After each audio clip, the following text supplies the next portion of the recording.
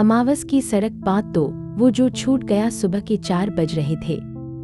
गोवा के उस रिजॉर्ट में 5 दोस्त अपने अपने कमरों में थे, लेकिन किसी की आंख में नींद नहीं थी। बाहर समुद्र की लहरें आ रही थीं और जा रही थीं, जैसे रात भर से कोई एक ही काम कर रहा हो बिना थके। लेकिन उस आवाज में जो शांति होनी चाहिए थी वो नहीं थी। हवा अजीब थी, भारी थी। अर्जुन बालकनी की दीवार से पीठ लगाए बैठा था। उसके हाथ में मेहुल का वो फोन था जिस पर रात को वो मैसेज आया था। उसने उस मैसेज को 10 बार पढ़ा था, 20 बार पढ़ा था। हर बार पढ़ने पर पेट में एक अजीब सी ठंडक उतरती थी। प्रिया अब हमारी है। उसने फोन रखा और अपनी हथेलियां देखी। वो कांप रही थीं। दरवाजा खुला और राज अंदर आया। उसकी आंखें लाल थीं। सोया नहीं था अर्जुन? हाँ, प्रिया की आंखें। मैंने देखा। दोनों चुप हो गए। कुछ देर तक कोई नहीं बोला। बाहर एक लहर आई और टूट गई। क्या वो ठीक है? राज ने धीरे से पूछा। नहीं जानता। अर्जुन ने कहा, वो सो रही है, लेकिन उसका कमरा? क्या हुआ कमरे में? जब मैं देखने गया था तो दरवाजे के नीचे से ठंडी हवा आ रही थी। इतनी ठंडी गांव में इतनी रात में। राज ने कुछ नहीं कहा। मेहुल भी आ गया। उसके पीछे नेहा थी। चारों बालकनी पर खड़े हो गए। हमें यहाँ से जाना होगा।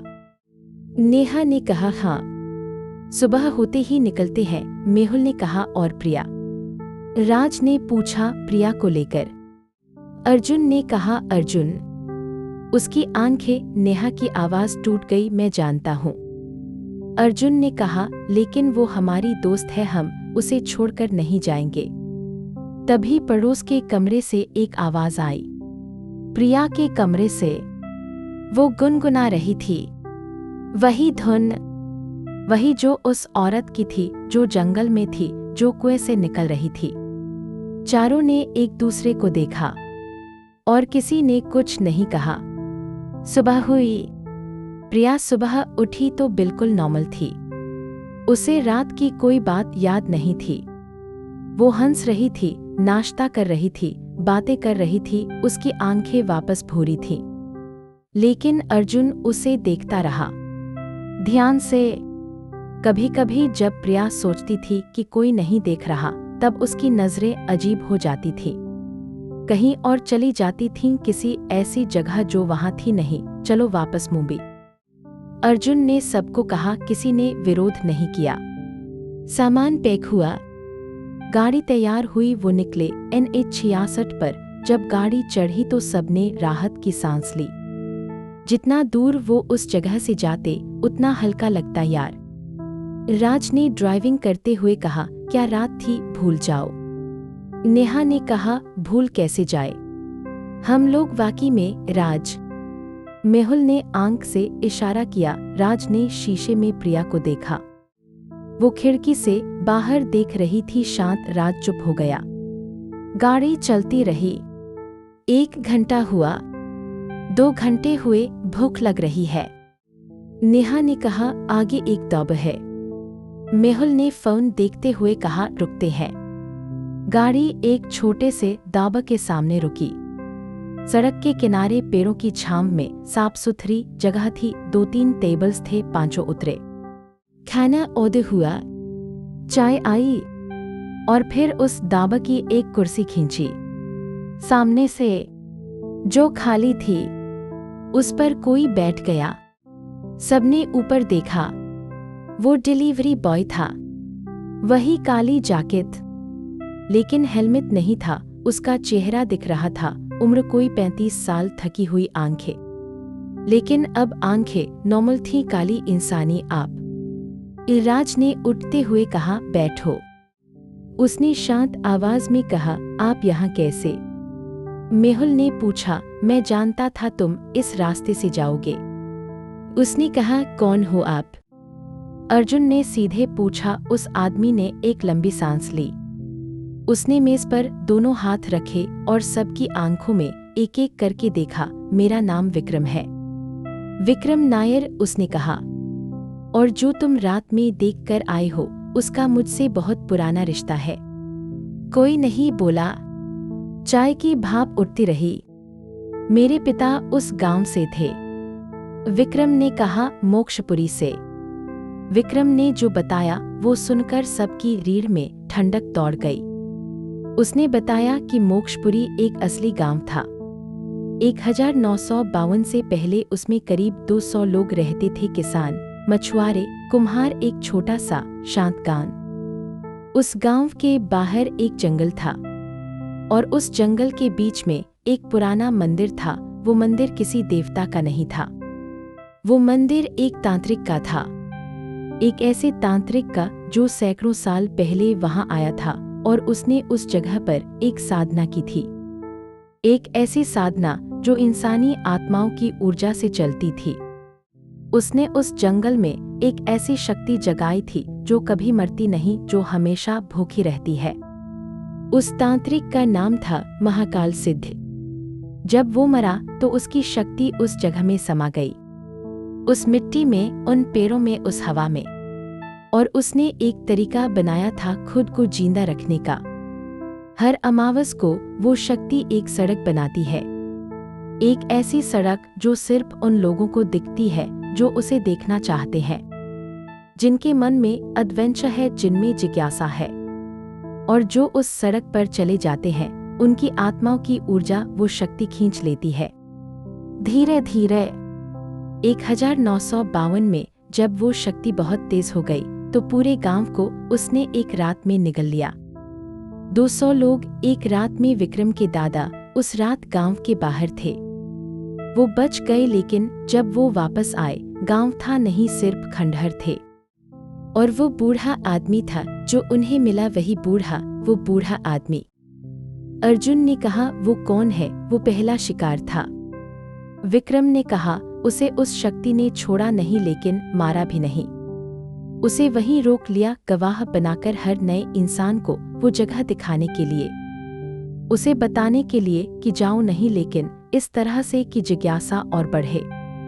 तो वो हमें ट्रैप कर रहा था। मेहुल ने कहा, वो खुद ट्रैप है। वो चाहकर भी कुछ नहीं कर सकता, उसकी आत्मा वहां कैद है, उसका शरीर उस शक्ति की कठपुतली है। और आप? प्रिया ने पहली बार बोली। विक्रम ने प्रिया की तरफ देखा। उसकी नजर एक पल के लिए उसकी आंखों पर रुकी। उसने रुककर कहा, मैं पिछले 12 सालों से इस रहस्य को समझने की कोशिश कर रहा हूँ। मेरे पिता भी उस शक्ति के बारे में जानते थे, उन्होंने मुझे बताया था, और उन्होंने यह भी बताया था कि इसे खत्म करने का एक तरीका है। कौन सा तरीका? राज ने सीधे पूछा। विक्रम ने चाय का कप उठाया, एक घूंट लिया, रखा। इसीलिए मैं तुम्हें ढूंढ रहा था। उसने कहा, हमें? नेहा चौंकी। हाँ, तुम पांचों को क्यों? विक्रम ने जेब से एक पुरानी मुड़ीतोड़ी डायरी निकाली। उसके पन्ने पीले पड़ चुके थे, किनारे घिसे हुए थे। उसने एक पन्ना खोला और मेज पर रखा। उस पन्ने पर संस्कृत में कुछ लिखा था और नीचे उसके पिता की हिंदी में लिखी टिप्पणी थी। मेरे पिता ने यह अनुवाद किया था। यह उस तांत्रिक की खुद की लिखी बात है, विक्रम ने कहा। अर्जुन ने झुककर पढ़ा। जब 5 एक साथ आएंगे, जब पांचों में से एक को छू लेगी यह शक्ति, तभी वो द्वार खुलेगा जो इसे बंद कर सकता है। लेकिन वो द्वार सिर्फ तभी मिलेगा जब पांचों वापस आएंगे, और उस द्वार को बंद करने के लिए उन्हें वो जलाना होगा जो इस शक्ति की जड़ है। अर्जुन ने ऊपर देखा। जड़? उसने पूछा। मंदिर में एक तहखाना है। विक्रम ने कहा, उसमें उस तांत्रिक की अस्थियां हैं, उसकी हड्डियां। जब तक वो हड्डियां वहां हैं, वो शक्ति जिंदा है। उन हड्डियों को जलाना होगा उसी मंदिर में। अमावस की रात, अगली अमावस। मेहुल ने धीरे से कहा, हाँ, और उसके लिए हमें वापस जाना होगा। अर्जुन ने कहा, हाँ। नेहा उठ खड़ी हुई। नहीं, बिल्कुल नहीं, हम लोग अभी अभी वहां से जिंदा निकले हैं और आप कह रहे हैं वापस जाएं। कोई और रास्ता नहीं है? नहीं है, विक्रम ने शांत आवाज में कहा। यह कैसे कन्फर्म है आपको? क्योंकि मेरे पिता ने पूरी जिंदगी यही ढूंढा था। दूसरा रास्ता और नहीं मिला आपके पिता? प्रिया ने पूछा। विक्रम चुप रहा। वो भी गए थे क्या उस सड़क पर? प्रिया ने धीरे से पूछा। विक्रम ने हाँ में सिर हिलाया। वो वापस नहीं आए। कमरे में दाबा में एक गहरी खामोशी। मुझे माफ करना, प्रिया ने कहा। विक्रम ने उसकी तरफ देखा। उसकी आंखों में एक पल के लिए कुछ था, कोई पुरानी तकलीफ, कोई पुराना दर्द। यही कारण है कि मैं इसे खत्म करना चाहता हूँ, उसने कहा। वो दाबा पर 2 घंटे रहे। विक्रम ने सब कुछ बताया, उस तहखाने के बारे में, उन हड्डियों के बारे में, उस मंदिर की बनावट के बारे में। वो खुद कभी वहां नहीं गया था, लेकिन उसके पिता की डायरी में सब कुछ लिखा था। एक बात और, विक्रम ने कहा, जब तुम वापस जाओ प्रिया को साथ मत लेना। क्यों? राज ने पूछा। क्योंकि उसे छू लिया है उस शक्ति ने, और जब वो वापस उस जगह के पास जाएगी, वो शक्ति उसे अपनी तरफ खींचेगी। प्रिया को कहीं सुरक्षित रखना होगा, लेकिन मैसेज में लिखा था कि अकेले वापस आओ। अर्जुन ने कहा, वो मैसेज तुम्हें डराने के लिए था, तुम्हें कंफ्यूज करने के लिए। वो नहीं चाहती वो शक्ति कि तुम एक साथ वापस आओ, इसीलिए उसने तुम्हें अकेले बुलाया। अकेला इंसान कमजोर होता है, तो हम सब जाएंगे। मेहुल ने कहा, प्रिया को छोड़कर नहीं। प्रिया ने कहा। सबने उसकी तरफ देखा। मैं अकेले नहीं रहूंगी। प्रिया की आंखों में आंसू थे। प्रिया, मेरे बिना मत जाओ प्लीज। अर्जुन ने उठकर उसके पास आया, उसके कंधे पर हाथ रखा। हम वापस आएंगे, उसने कहा। यही सबने कहा होगा। प्रिया ने उसकी आंखों में देखा। अर्जुन को जवाब नहीं मिला, लेकिन उसने प्रिया का हाथ थाम लिया, और प्रिया ने हाथ नहीं छुड़ाया। वो मुंबई वापस आए। अगले 4 दिन बहुत अजीब बीते। प्रिया दिन में नॉर्मल रहती थी, हंसती थी, खाना खाती थी, बातें करती थी, लेकिन रात को सब बदल जाता था। वो अपने कमरे में अकेले बैठकर उस धुन को गुनगुनाती थी, कभी कभी नींद में बातें करती थी, ऐसी बातें जो किसी भाषा में नहीं होती थी। एक रात अर्जुन ने उसके कमरे के बाहर से सुना, वो किसी से बात कर रही थी। मैं आऊंगी। हाँ मैं जानती हूँ, लेकिन वो मुझे नहीं जाने देते। अर्जुन का दिल डूब गया। दूसरी रात मेहुल ने देखा कि प्रिया 3 बजे रात को बालकनी पर खड़ी थी। आंखें खुली थी, लेकिन वो सो रही थी, उसका मुंह हिल रहा था। मेहुल ने उसे धीरे से कमरे में ले गया। सुबह उसे कुछ याद नहीं था। तीसरे दिन विक्रम मुंबई आया। उसने प्रिया को देखा, उसकी आंखें, उसकी हरकतें, उसका बोलने का तरीका, यह जल्दी बढ़ रहा है। उसने अर्जुन से अलग कहा, क्या मतलब? उस शक्ति की पकड़।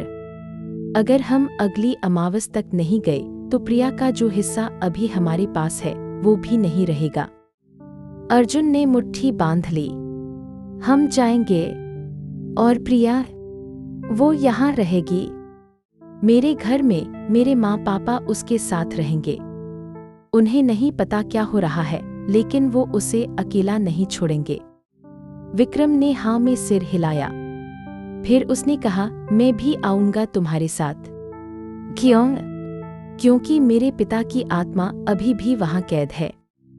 विक्रम की आवाज कांपी। मैं उन्हें वहां नहीं छोड़ सकता। अर्जुन ने उसे देखा।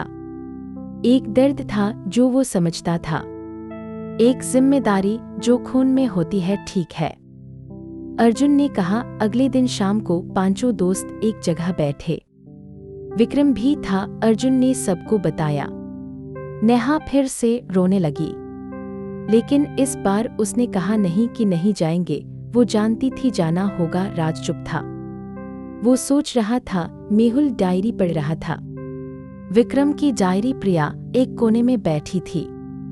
उसने सबकी बातें सुनी, फिर उठी। मुझे पता है तुम मुझे साथ नहीं ले जाओगे, उसने कहा। कोई नहीं बोला। ठीक है, उसने कहा। प्रिया, अर्जुन ने कहा। अर्जुन?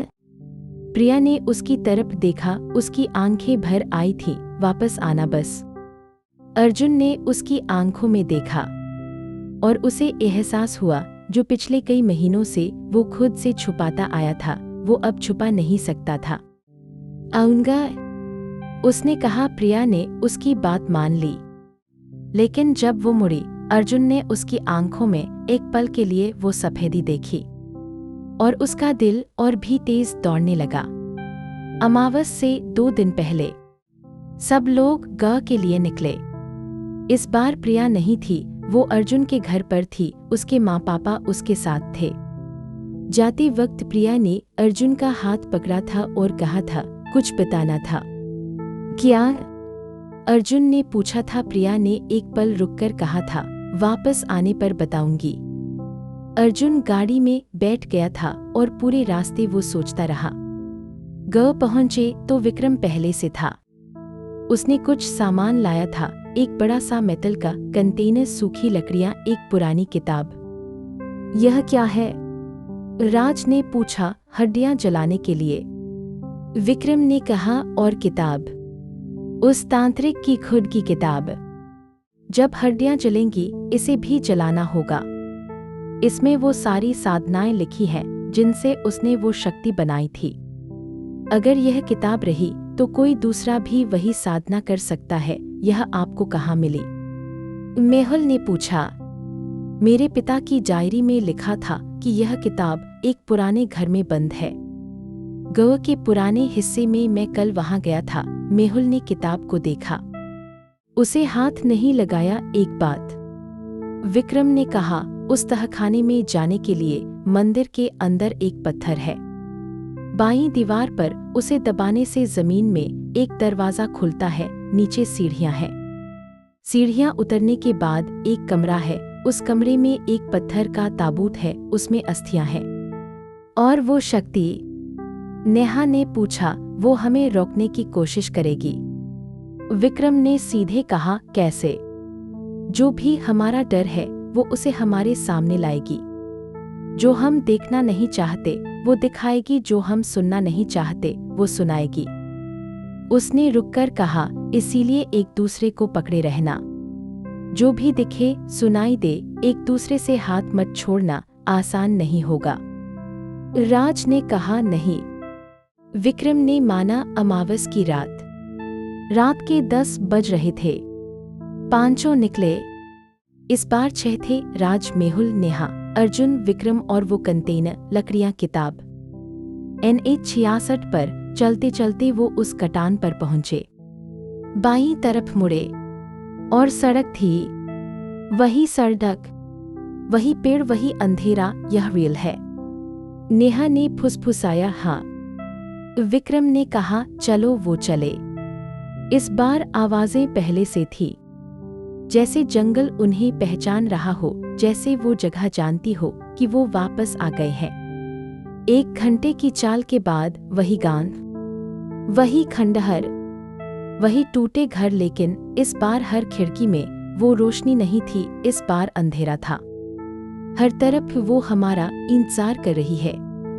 विक्रम ने धीरे से कहा। उत्तर की तरफ। अर्जुन ने कहा। वो चले।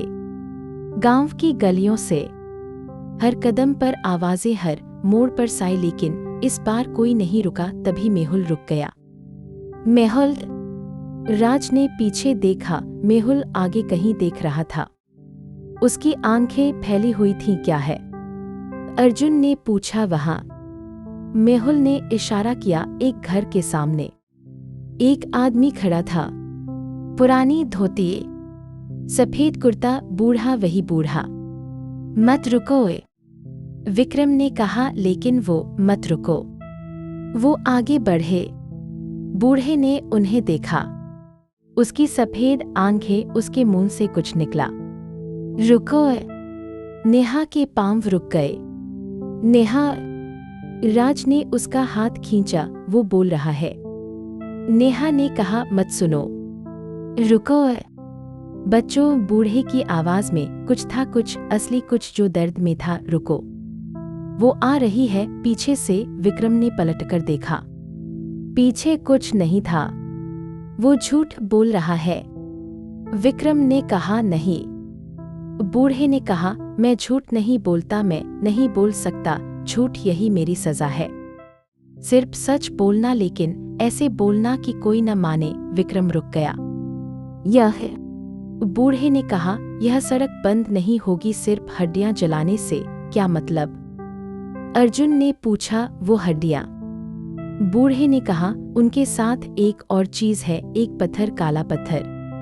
उस पत्थर में वो असली शक्ति है। हड्डियां जलाओ, पत्थर तोड़ो, दोनों एक साथ।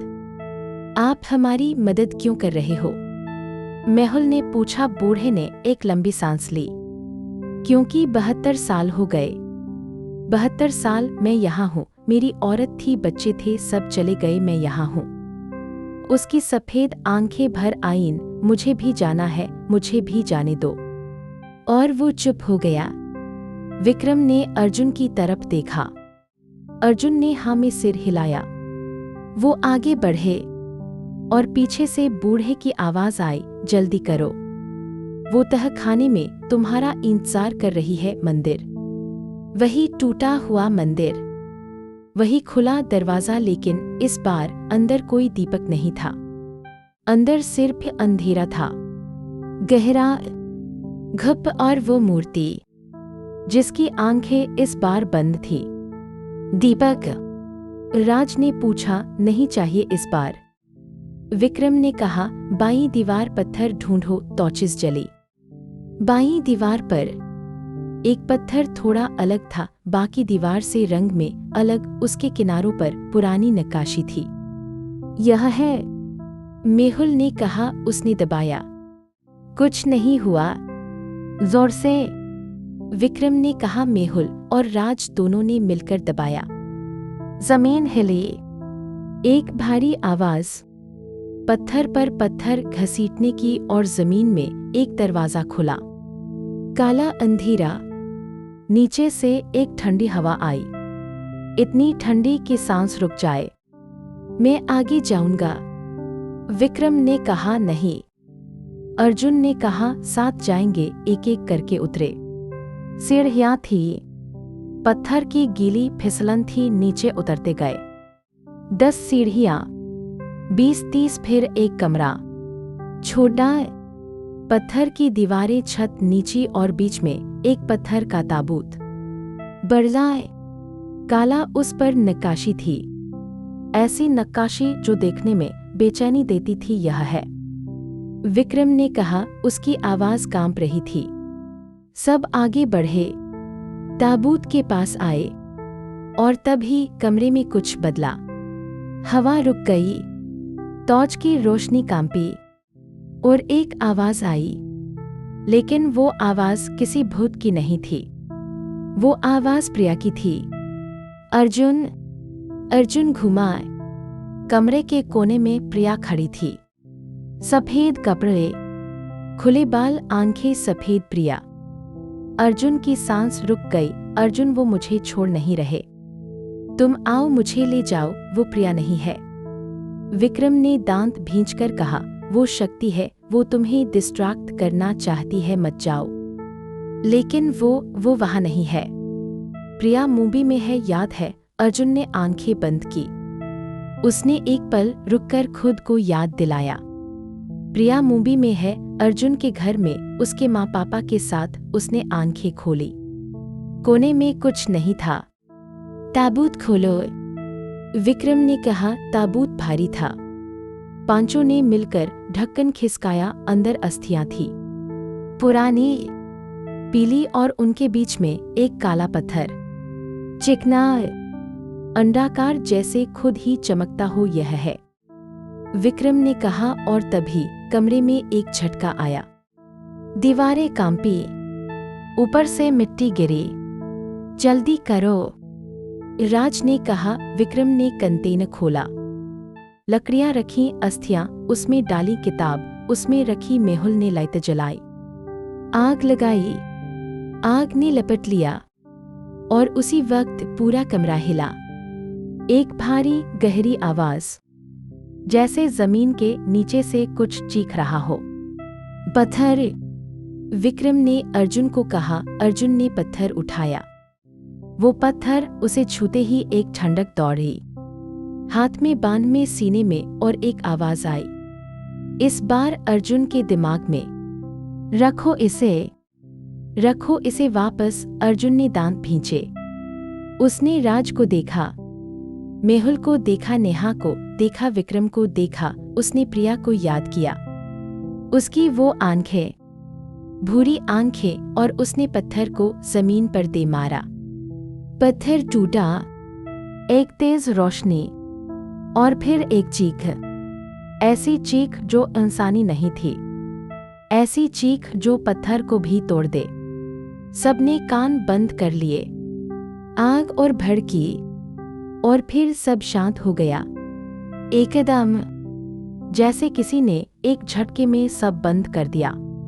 हवा रुकी, आवाजें रुकी, टॉर्च की रोशनी स्थिर हो गई और कंटेनर में आग जलती रही। धीरे धीरे शांत हो गया। नेहा ने फुसफुसाया, विक्रम ने कुछ नहीं कहा। उसकी आंखें बंद थी, उसके माथे पर पसीना था। फिर उसने आंखें खोली। हाँ, उसने कहा, और उसकी आवाज में एक ऐसी थकान थी जो सालों की थी। वो ऊपर आए। मंदिर में वो मूर्ति थी। उसकी आंखें अब पूरी तरह बंद थी। हमेशा के लिए वो मंदिर से बाहर आए। और तभी गांव में कुछ हुआ। घरों की दीवारें टूटने लगी, धीरे धीरे, जैसे रेत की दीवार पानी में। वो खंडहर जो थे और टूटने लगे, जमीन में समाने लगे। भागो, विक्रम ने कहा। वो भागे। पीछे गांव ढह रहा था, पेड़ झुक रहे थे, जमीन हिल रही थी। वो दौड़ते रहे और एक जगह पर रास्ते में अर्जुन को कुछ दिखा। वो बूढ़ा, वो एक घर के सामने खड़ा था। वही जगह जहां उन्होंने उसे पहली बार देखा था, लेकिन इस बार उसकी आंखें सफेद नहीं थी, उसकी आंखें भूरी थी। इंसानी उसके चेहरे पर एक शांति थी जो पहले कभी नहीं थी। उसने अर्जुन की तरफ देखा और मुस्कुराया। फिर वो घर उसके पीछे ढह गया और वो उसमें समा गया। बिना डर के वो जंगल से बाहर निकले। NH 66 की रोशनी दिखी। इस बार गाड़ी वहीं खड़ी थी जहां छोड़ी थी। सब उसमें बैठ गए। गाड़ी स्टार्ट हुई। कोई नहीं बोला, बस चले। आधे घंटे बाद राज ने पीछे देखा। जहां वो सड़क थी, वो कटान, वो मोड़, वहां कुछ नहीं था। सिर्फ जंगल था, घना, सामान्य, बिना किसी रहस्य के। सड़क गायब हो गई थी। विक्रम गाड़ी में चुपचाप बैठा था। अर्जुन ने उसे देखा। उसकी आंखें बंद थी, लेकिन आंसू उसके गाल पर थे। विक्रम, अर्जुन ने धीरे से कहा। विक्रम ने आंखें खोली। ठीक हो? विक्रम ने एक पल के बाद कहा, मेरे पिता। आखिर में जब वो शक्ति टूटी, हाँ, मैंने महसूस किया। उसकी आवाज भर्रा गई एक पल के लिए, जैसे कोई कंधे पर हाथ रखे, जैसे वो कह रहे हों, क्या शाबाश।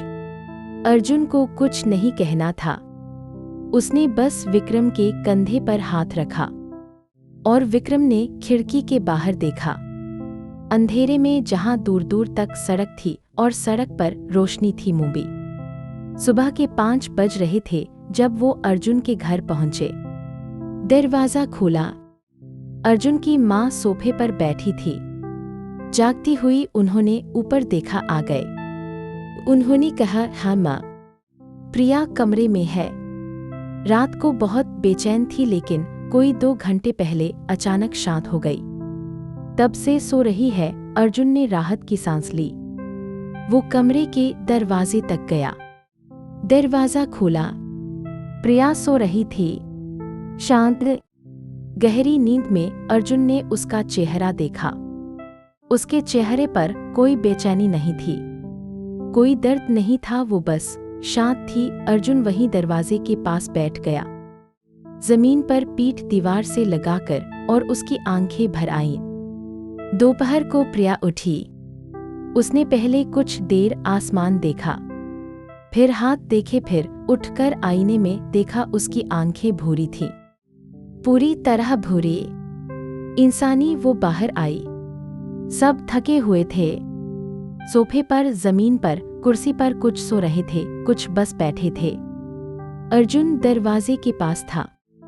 उसकी आंखें खुली थीं। प्रिया उसके पास आई, उसके सामने जमीन पर बैठ गई। तुम वापस आए? उसने कहा, हाँ। अर्जुन ने कहा, और वो जगह गई? अर्जुन ने कहा। प्रिया ने एक पल उसे देखा। तुमने कहा था तुम कुछ बताना चाहती हो। जाने से पहले प्रिया ने नजरें नीची कर ली।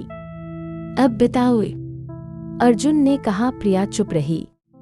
प्रिया ने ऊपर देखा। उसकी आंखें भर आई थी। मुझे डर था। उसने कहा, डर था कि तुम वापस नहीं आओगे और मैं कभी बता नहीं पाऊंगी। क्या बताना था? प्रिया ने एक गहरी सांस ली। कि जब से हम साथ काम करते हैं, जब से तुम हर बार मुझे देखते हो जैसे देखते हो। उसने रुककर कहा, जब से उस रात तुमने मेरा हाथ पकड़ा था उस दाब पर। हाँ, मैं तुमसे प्यार करती हूँ अर्जुन। कमरे में सन्नाटा था। बाहर से मूवी की आवाजें आ रही थी, गाड़ियां, पक्षी, सुबह की आम सी आवाजें। अर्जुन ने एक पल कुछ नहीं कहा। फिर उसने प्रिया का हाथ पकड़ा, वही हाथ जो उसने उस रात दाब पर पकड़ा था। मैं भी। उसने कहा, बहुत पहले से। प्रिया की आंखों से आंसू निकल आए और वो हंसी जो सच्ची थी, जो डर के बाद होती है, जो थकान के बाद होती है, जो जिंदगी के सबसे मुश्किल रात के बाद सुबह होती है। कमरे में नेहा की आंख खुली। उसने एक नजर अर्जुन और प्रिया पर डाली। उसने राज को कोहनी मारी। देख, उसने फुसफुसाया। राज ने आंख खोली, देखा, मुस्कुराया। मेहुल सोने का नाटक करता रहा, लेकिन उसके होंठ पर एक मुस्कान थी और कमरे के एक कोने में विक्रम था। उसकी आंखें खुली थीं, वो यह सब देख रहा था। उसके चेहरे पर एक शांत, थकी हुई मुस्कान थी। एक हफ्ते बाद जिंदगी वापस आ गई थी। ऑफिस खुल गई, काम शुरू हो गया, मीटिंग्स, डेडलाइंस, कॉफी, लंच। लेकिन कुछ बदल गया था। राज अब हॉन्टेड प्लेसेस की बात नहीं करता था। वो अब भी एडवेंचरस था, लेकिन उसकी एडवेंचर की परिभाषा बदल गई थी। वो अब कैंपिंग की बात करता था, ट्रैकिंग की बात करता था। मेहुल ने पैरानॉर्मल की किताबें बंद कर दी। उसने एक नई हॉबी ढूंढी, फोटोग्राफी। नेहा बस थोड़ी और मजबूत हो गई थी अंदर से। और अर्जुन और प्रिया, वो अब हर रोज साथ लंच करते थे। छोटी छोटी बातें, चाय, एक दूसरे की बाहें। एक दिन लंच पर प्रिया ने कहा, उस रात के बारे में। हाँ, अर्जुन ने पूछा। मुझे याद नहीं है ज्यादा। जब वो शक्ति थी, लेकिन एक चीज याद है। क्या? अंधेरे में, उस सब में। प्रिया ने उसकी आंखों में देखा। तुम्हारी आवाज याद रही, जब तुमने कहा था आऊंगा। अर्जुन ने उसका हाथ पकड़ा। आ गया ना? प्रिया मुस्कुराई। हाँ। विक्रम एक दिन मिला। उसने एक लिफाफा दिया अर्जुन को। यह क्या है? अर्जुन ने पूछा। मेरे पिता की डायरी। विक्रम ने कहा, अब इसकी जरूरत नहीं, लेकिन उसमें एक चिट्ठी है पिछले पन्ने पर। किसके लिए? मेरे लिए। पिताजी ने लिखी थी, लेकिन मैं पढ़ चुका हूँ। विक्रम ने कहा, उसमें आखिरी लाइन है, वो तुम्हें भी जाननी चाहिए। अर्जुन ने लिफाफा खोला। डायरी के आखिरी पन्ने पर लिखा था, जो अंधेरे में जाते हैं वो डरपोक नहीं होते। डरपोक वो होते हैं जो अंधेरे को देखकर आंखें बंद कर लेते हैं। जाओ, लेकिन वापस भी आना, क्योंकि जो वापस आता है वही असल में जिंदा होता है। अर्जुन ने डायरी बंद की। उसने विक्रम की तरफ देखा। तुम्हारे पिता बहुत अच्छे इंसान थे। विक्रम ने हाँ में सिर हिलाया। हाँ, उसने कहा। थे दोनों कुछ देर चुप रहे। आगे क्या करोगे? अर्जुन ने पूछा। विक्रम ने दूर देखा। आसमान में ग के उस कोस्टल रोड के पास जो जंगल है। उसने कहा, वो जगह अब खाली है, वो शक्ति गई लेकिन वो जगह है। और उस जगह में वो सब हैं जो कभी वहां गए और वापस नहीं आए, उनकी आत्मा। हाँ, वो अब आजाद है, लेकिन वो जगह, उसे कुछ बनाना चाहता हूँ, एक छोटा सा मेमोरियल। उन सब के नाम जो गए और नहीं आए, ताकि कोई याद करे। अर्जुन ने कहा, हम सब आएंगे। साथ में विक्रम ने उसकी तरफ देखा और पहली बार उसके चेहरे पर एक असली, पूरी गहरी मुस्कान आई। उस रात अर्जुन बालकनी पर खड़ा था। मोमबत्ती की रोशनी थी, दूर दूर तक आवाजें थीं। प्रिया उसके पास आई, उसके बगल में खड़ी हो गई। क्या सोच रहे हो? उसने पूछा, उस बूढ़े के बारे में। अर्जुन ने कहा, हाँ, 72 साल। अर्जुन ने कहा, 72 साल वो वहां था, अकेला, अपनों को याद करते हुए। प्रिया ने उसका हाथ थामा, लेकिन वो गया। उसने कहा, आखिर में गया? हाँ। अर्जुन ने कहा। दोनों चुप रहे। शहर की रोशनी जलती रही। अर्जुन, हाँ, वो धुन? प्रिया ने धीरे से कहा, जो उस रात में गाती थी। हाँ, मुझे अब याद नहीं वो धुन। प्रिया ने कहा, बिल्कुल भी नहीं। अर्जुन ने उसकी तरफ देखा। उसकी आंखें भूरी थी, पूरी तरह, हमेशा के लिए। अच्छा है, उसने कहा, और दोनों ने मोमबत्ती की रोशनी देखी। उस रात पहली बार बहुत दिनों में दोनों को अच्छी नींद आई।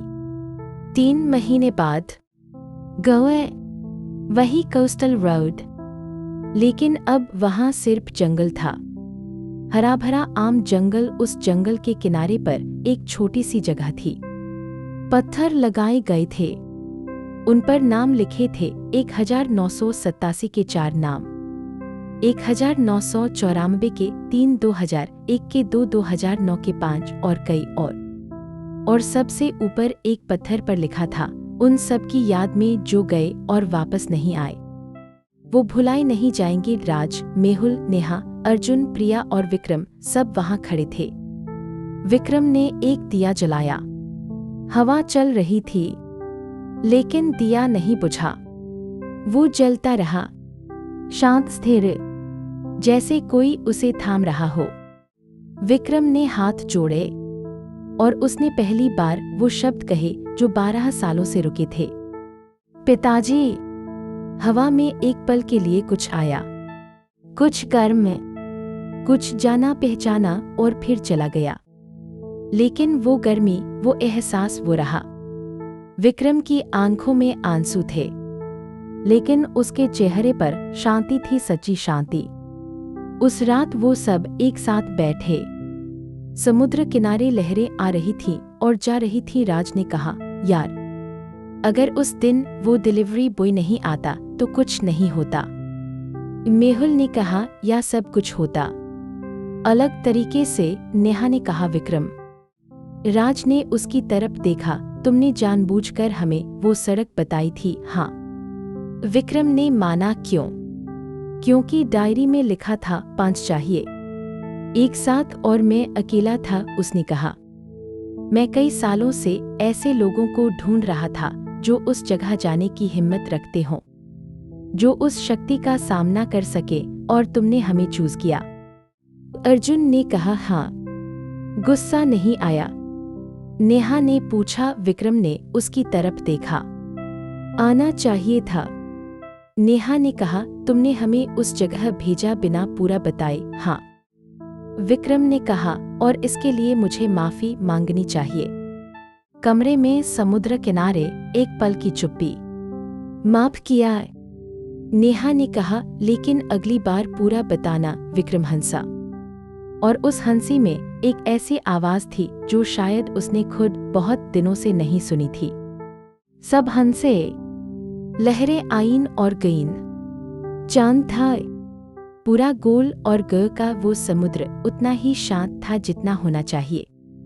वो रात गुजरी और सुबह हुई, वैसी सुबह जैसी होनी चाहिए, जिसमें रोशनी हो, आवाजें हो, चाय हो और पास में वो लोग हों जिनसे प्यार हो।